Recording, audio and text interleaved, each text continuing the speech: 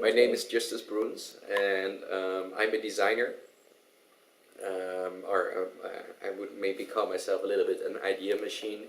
I realize a lot of ideas that I have. One of the ideas is Times Square Art Square, where we actually try to turn all the billboards in Times Square into an art square, or replacing them with arts and doing art installations in the square and so on. And I'm very obsessed with realizing ideas that make people think, and also to help other people realizing their ideas. How can design help in this context? Design. I think one of the major things, I recently wrote a little blog post about it. The biggest problem I think we have nowadays, for example, in politics, is that when we look at politics, that people are sort of trying to solve problems by arguing, by putting down the best arguments, and by being the best debater or talker, of having the best haircut, coming up with the best solution. And I think in general, when you want to solve problems, you have to do it together. And the design process of actually designing a particular product is always about sitting together and coming up with different ideas, how crazy they are, and like a little bit like a tree that sort of has all these different branches, and at a certain moment you have these different crazy ideas that are so good, and when you put them together you have the best solution. And the only way you can reach that is actually by leaving people how they are, and by not criticizing, and by stimulating their creativity. So I think the design process especially it's very important to realize ideas, and to have those ideas solving problems. And how is this design process related to your idea of art? One of the one of the things that we try to do is to try to create a platform where you basically remove every single applied experience, which we know as advertising, and replace it by a sort of free expression form. So applied expression form to a free expression form. And when we do that, we create an environment which is very similar that you will experience in a design environment. So when you are brainstorming, you try to stimulate as much people to come up with ideas and to be more creative. So we basically try to create it in a bigger scale. So I think in that, and by providing big public spaces, in this case billboards, for artists to express their ideas and to stimulate others to realize theirs. So since we are doing this interview here for We Magazine, how is this idea of we, whatever it means to you, how is this implemented in your design ideas, in your idea of this Times Square thing? Is it implemented? Is it somehow a thought, or is it just... When I think of we, I think of togetherness. I think of people doing something together, and I think definitely that is something you need when you're realizing ideas, and that you work together. I mean, the biggest advantage, or the biggest thing that I learned the past years, is that there's always people who are smarter than you, and there's always people who will have better strengths. And you should work together with those people in order to realize your ideas. And also, I think in order to pull this off, we need people to spread the idea with us, and to feel the same passion that we have to create a platform for creative people, for artists, to have the same passion in spreading the word and getting the movement going. And that is something you really do together, or that you can call as a we thing. You mentioned it. So how is this implemented, for example, in this Times Square art project? One of the things is that we reach out to every single party. So we're not afraid of reaching out to the current companies advertising there. Neither we are afraid to reaching out to extreme artists or the art institutions, as in museums in New York, and basically bringing them together in order to realize this. So our mindset is very much that we should do it together, and the best outcome is when you work together. So I think that the organization itself very much resembles that. Both in the form, like our legal form, we are a non-profit. We have no interest in making lots of money. We only have interest in pulling this off and having more art in the world. And in that form, we are a neutral party. So for every single company or person that's involved, we try to bring them together, and the sort of collision makes it happen. So there is a world without money in your vision? I think we that's a personal thing. I really think talking about money. I think the problem with the current currency is that it's very much based on getting, and not so much on giving. And I think if you would think of redesigning currency, or actually designing a world without the money as we have it right now, it would be more or less based on how can we become rich with sharing our knowledge, which is a very interesting, almost an abstract thing to think about. But I do think that we, I do feel very compelled to the idea of actually starting to question the world we live in right now, and to sort of start changing that, and to make it less abstract. I would think that we should actually look at why can somebody not be more that we always have the idea that someone running with a hot coffee and a bagel from A to B on Wall Street is more successful than someone who eats 2 mangoes a day and sits all day in the sun. So I really want to sort of change that perspective. And one of the things to do that is you need to influence in that, because I, for example, think that teachers are much more important than the lawyer or somebody who builds swimming pools. So yeah, never mind, that goes a little bit too far. But I think it's perfectly on the spot, so you don't have to convince me on this. What do you think can the individual do? I mean, these are huge tasks you are talking about. Yes. You know, it's about literally changing the world. What can the individual contribute to such a process? I mean, yeah, one of the things is the first thing that I really had to acknowledge, and it took me a very long time, is to say there are already a lot of people doing these things. I mean, you're working on your school project, and other people are doing are working on making governments more open, or like there's lots of things going on. So the first thing you should think is never think that you should do it all.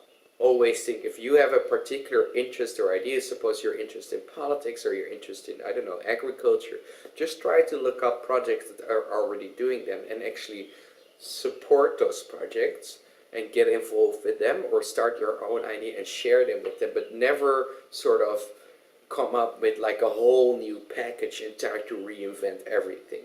So I think the first thing that you as an individual should do when you want to participate in actually changing something is acknowledging the fact there's many of you, and then work together, which comes back to the we part. So that is one thing. And the other thing is, if you really feel appealed to that idea, I think it is very important that you you follow your dreams. I think it's very important that you care about friendships, and that you care about the people that are close to you, that you don't work too hard, and that you embrace laziness, or the fact that we are always thinking we need to work. Why can't we question someday why is it so good to work like every single minute of our day? I think it's much more sustainable to just sit and enjoy the sky or the whatever. you just recently had a conversation with Dagmar Beude-Köhler regarding the Mindkiss project. Yes. Is this somehow related to your work? Do you see a common ground there? I think from my perspective, I don't uh, I don't directly see how I'm personally related in the project, how I'm because I think it's a very personal thing, and what I think is very beautiful about it, and how I see a lot of similarities with the way I work is that I'm very bad at executing. And it sounds very weird because I'm executing all these ideas, but it's not because I'm executing them, because I'm working with people that are capable of executing them, and I'm capable in sort of exciting them about joining me to execute those plans. And what I see with this UB Mind project, Mindkiss project, that has this sort of same view. It is the same view as in bringing people together and exciting people, and the excitement revolves very much around the work of Ube, which I'm literally psyched about. I really love to see, and that's also one of the reasons why I'm doing the art Times Square Art Square project, is because I see that art brings people together, art motivates people, art creates more creativity and makes more people think. And that is what I really love about the Ube Mindcase project, that it brings not only the artist in front of the people, but also graphical designers, motion designers, Dagmar herself, and that drives me. I mean, I think that's very cool. What is actually your understanding of art?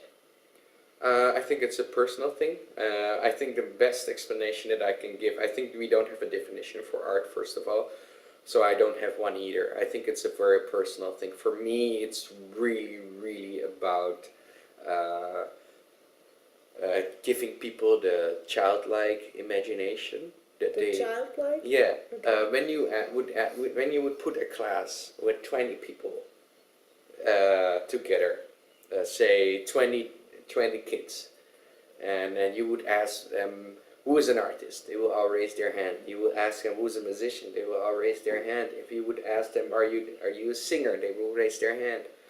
Would you put that same children, like after 40 years in the same class, and you would ask the same question, almost none of them will raise their hands.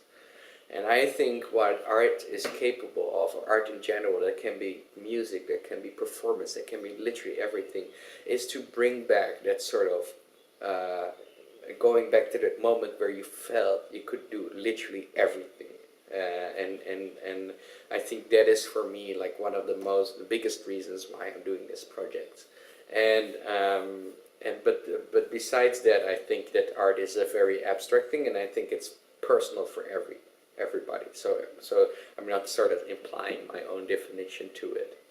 The project you're working on, this Times Square art thing, it's a very complex thing. How you're a small team? How do you think this is going to happen? It is going to happen. It is. Of course, it's a small team. It's a big dream and it's a big conviction. And the thing is that I started this project 2.5 years ago, so I'm quite experienced with a lot of people saying, this isn't gonna work. I'm also very experienced with people that said, and that were luckily the most part, like people saying, I want to see this happening, and that sort of excites you every single day. The fact that you came over from Berlin to do this interview is one of the reasons why we're actually still running this thing. And it excites us. That's one. The second thing is that it excites others too to join the team. And the people I work with are very talented people. These are people that have experience with working with the type of companies that are in Times Square. And having that, bless you. Excuse me. Makes it a little bit more personal. But having that and having those people around you, and also people advising you. I mean, it's of course it's a small team, but there's also a lot of people wanting to help around, that want you to connect with all these people and so on. That makes it feasible, and it makes it actually that this can be that we're doing this event in October, and that next year we do another event, and then we see it growing over time. So, what is your vision with this project? How would you describe the mission and the vision? My my vision in general, if you make it very simple, my personal vision is very much about having more people think and having more people come to a point where they say, hey, life is not all about working very hard and getting a safe and secure job. Life is also just about being here and now and looking around you and just literally watching. I mean, there's this quote of Oscar Wilde who said, we're all in the gutter, but some of us are looking at the stars. And I think the main goal of this project is just simply having more people looking at the stars and having more people feeling okay and not entirely focused on things they don't really know why they're doing it. So basically having people think and question themselves, but also the environment they're living in. And I think when people do that, they actually see sometimes that they're making sometimes wrong decisions, or they're making the right decisions, and they will do them more. And I think in that way we can actually create a world that is that is more sustainable, and also start rethinking. But that's a very big thing. Rethinking the way we produce and consume goods, because current economy is literally based on waste. I had the iPhone 3G. I need to have an iPhone 3GS at least, because the updates made my iPhone so slow that I couldn't use it anymore. So that model doesn't work for the future, because we keep on needing more and more resources to repair a product nowadays. It's much more expensive to buy a new one, and that is so weird. It doesn't fit. So I think I want to make people think more, and then thinking not only about this, but also about bigger issues, and get them sort of started with that. Perfect. I think this is perfect. Thank you.